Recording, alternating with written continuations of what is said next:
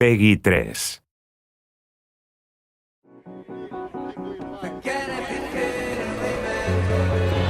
Welcome to the final developer diary for F1 2010.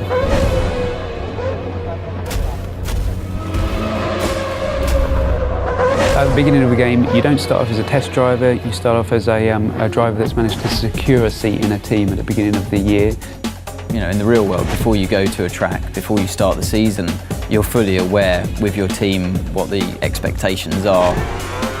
Depending on the kind of difficulty level that you've selected, that determines the teams that are open to you at the beginning of the game. You always, as a driver, want to be beating your teammate. That really elevates you in the team. It also alerts the other teams to your ability. The garage is a key location in the game. You've got your animated crew working on your car, your race engineer feeding you intel. You've actually been lucky enough to have real race engineers get into the motion capture suits and really just perform the tasks that they do day to day. And it really is a great sensation when you come in there and you see your whole team around you and you really feel a part of that atmosphere. When you talk to teams and you talk to drivers, they don't actually do the level of car setup work you would normally see in a racing game. You're not going there with the wrong gear ratios, with the wrong aero for that circuit. It's up to the driver to just finally tweak the car to your style, not to make drastic changes. The expectations from the driver playing the game are the same as what it would be in real life, given your machinery. You know, at the end of the day, the teammate that you have is the only direct competition that you'll have through the whole season.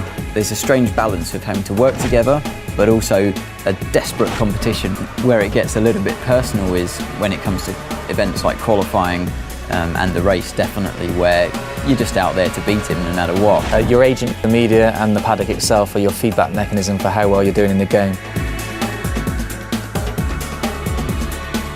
The paddock themselves vary location to location. We've got Mike Paddock in Singapore, Melbourne's built in a park, and you're going to see the key buildings. So the paddock's going to get busier, more press there, more pit girls hanging around, more rival drivers interested in you, the better you do on the track. We've got two different types of media in the game. You've got the impromptu media and you've got the press conference. When you speak to the characters in the press conference, it's usually about your race weekend performances. They're not so sensationalist.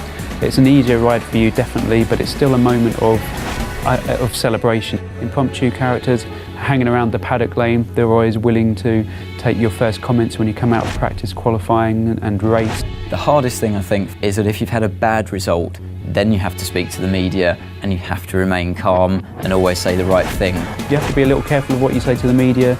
Sometimes you'll say things in the heat of the moment. You're the only one that you can blame at the end of the day if you slip and open your mouth and say something you shouldn't have. When you finished on the podium, it's 1, 2, 3. You can tell the press conference characters all about the race weekend. Those are all of the things that I want to try and portray in the game as what happens in real life. Way beyond any computer game I've ever played before.